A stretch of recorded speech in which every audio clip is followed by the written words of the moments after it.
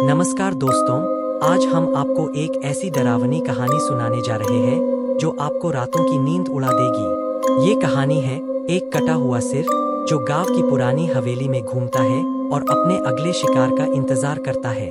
तो चलिए शुरू करते हैं आज की भूतिया कहानी, कटा हुआ सिर का आतंक। गांव के पास एक घना जंगल था और उस जंगल के बीचों बीच एक पुरानी हवेली खड़ी थी।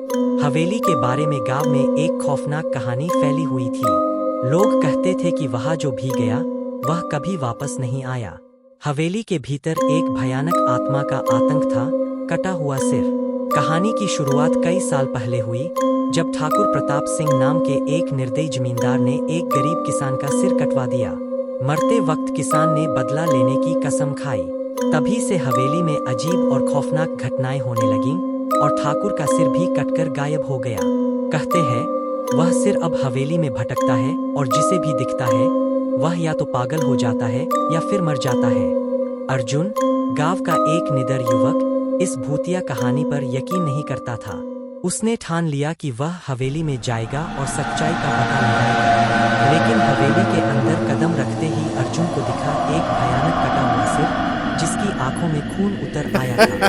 सिर ने अर्जुन से कहा, अब तुम वापस नहीं जा पाओगे। और फिर अर्जुन की चीखें हवेली में गूंज उठी। अर्जुन को अगली सुबह हवेली के बाहर बेहोश पाया गया। जब उसे होश आया तो वह कुछ भी नहीं बोल पाया। उसकी जुबान जैसे हमेशा के लिए बंद हो चुकी थी। उसकी आंखों में अब सिर्फ खौफ था।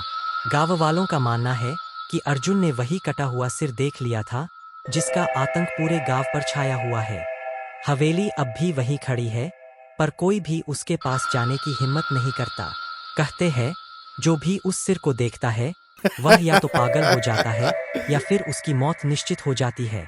तो दोस्तों, क्या आप इस हवेली में जाने की हिम्मत करेंगे? याद रखिए, कटा हुआ सिर अब भी भटक रहा है अपने अगले शिकार की तलाश में।